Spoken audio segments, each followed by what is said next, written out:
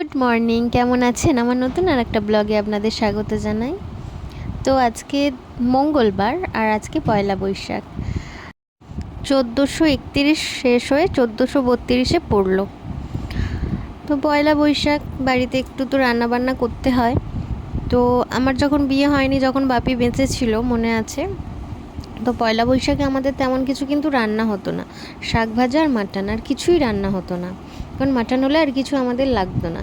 আর আজকে চিকেনটাও এনেছে অনেকটাই, তাই আমি একটু তুলে রেখে দিয়েছি, প্যাকেটে করে ফ্রিজে ভরে রেখে দিয়েছি। আর আমাদের এখানে মানে শ্বশুরবাড়ির এখানে আমার মাটনটা একদমই ভালো লাগে না। তো মাটনটা আমি যতটা পারি অ্যাভয়েডই করি, আমি খাই না। এখানে কিন্তু সেই তেমন ভালো মাটন কিন্তু পাওয়া যায় না, আমরা মানে যেরকম ছোটোবেলায় খেতাম তেমন পাওয়া যায় না। তো আমি এখন খাই না, আমার ও বাড়িতে গেলেই আমি মাটনটা খাই ওই জন্য। তো রান্নার মেনুতে আজকে অনেক কিছুই মোটামুটি আছে, নিজে একা হাতে জোগাড় করে যতটুকু করতে পারবো ততটুকুই করব। ওই ওদিকে শাক ভাজা বসিয়ে দিয়েছি, আর এদিকে চিকেন ম্যারিনেট করে রেখেছিলাম, তো ওইটাই রান্না করছি, বসিয়ে দিয়েছি চিকেনটা। তো দেশি মুরগি এনেছে আমাদের, আবার বাপের বাড়ি কিন্তু দেশি মুরগি পাওয়া যায় না, এটা কিন্তু একটা ব্যাপার। কিন্তু এখানে দেশি মুরগি কিন্তু অ্যাভেলেবেল, এখানে কিন্তু পাওয়া যায়, যখন মনে হয় তখনই পাওয়া যায়। কিন্তু আমার বাপের বাড়ি কিন্তু ওখানে দেশি মুরগি সবসময় অ্যাভেলেবেল থাকে না বা পাওয়া যায় না। তো যাই হোক, এখানে থাকলে আমি ওই জন্য দেশি মুরগি খাই, ওখানে গেলে মাটন খাই। তো এখানে আজকে রান্না হবে বলতে এই যে শাক ভাজা হয়েছে, আর এক চিংড়ি মাছ দিয়ে আলু দিয়ে বরবটি কড়াই দিয়ে বেগুন দিয়ে একটা তরকারি হবে। এটা খুব অল্প করে করব, কারণ মা মানে আমার শাশুড়ি মা মাছ খায় না, মাংসও খায় না। মাছ খেত, মাছ খাওয়া ছেড়ে দিয়েছে। তো ওই জন্য 3টে মাছ নিয়েছি। মাম্মাম তো চিকেন হলে দরকার নেই মাছের আর।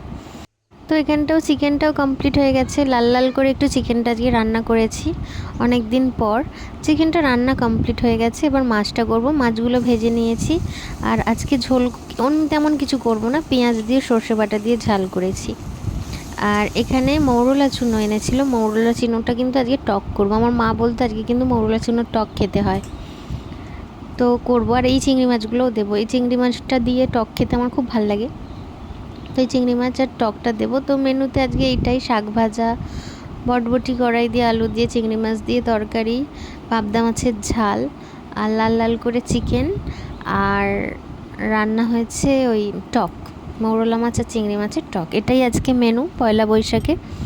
সবাই অনেক কিছু মেনু করেছে, আমি যেমন পেরেছি তেমন করেছি অল্পের মধ্যে দিয়ে।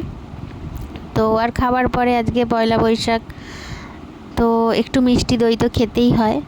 তো জানি এটা খাওয়া একদমই উচিত নয়, তো তবুও লোভ হচ্ছিল আর কি, খেলাম ওই জন্য একটু মিষ্টি দই। তো ওর বাপিকে খাইয়ে দিচ্ছে মাম্মাম দই। তো আর সন্ধেবেলা তো আজকে আমার ননদিনীর এই যে ওর জন্মদিন ছিল না, কিন্তু জন্মদিনটা আগে হয়ে গিয়েছিল, 12ই এপ্রিল ওর জন্মদিন ছিল। তো সেই সময় ওই যে অনেক নিরামিষ খেতে হচ্ছিল, কারণ নীল ছিল, তারপর নীলের আগের দিন নিরামিষ খেতে হয়, এরকম করে করে। তো বাঙালি বাড়ি তো ওই জন্য পিছিয়ে দিয়ে সেলিব্রেটটা আজকে পয়লা বৈশাখের দিন হলো। তো এখানে কেক কাটিং হচ্ছে, আমরা সবাই এনজয় করছি। আর যেহেতু পয়লা বৈশাখ, এখানে আমাদের সাথে আরও আমার আরেকটা ননদিনী আছে, শিল্পীও আছে।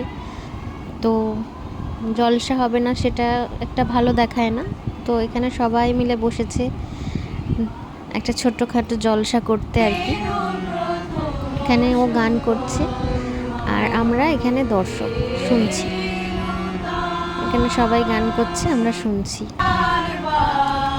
তো বেশ ভালো লাগছিল এখানে। তো মাম্মাম মাঝে মাঝে ডিস্টার্ব করছিল ওদের, তো এই যে এখানে এসে ঢুকে মাম্মাম এখানে ডিস্টার্ব করছে, নাচছে, গান গাইছে। ও মানে ওরও ইচ্ছা হচ্ছে আর কি আমিও করি, ওই যে ওকে দেখাচ্ছে, শেখাচ্ছে। দিঘিতে ভাসিয়ে দেব, চলবে দুলে দুলে, রাখাল ছেলের সঙ্গে দেনু, চড়াবো আজ বাজিয়ে বেনু, রাখাল ছেলের সঙ্গে দেনু, চড়াবো আজ তো বাজিয়ে ভিডিওটা এখানেই শেষ করলাম। সবাই ভালো থাকবেন, সুস্থ থাকবেন, টাটা।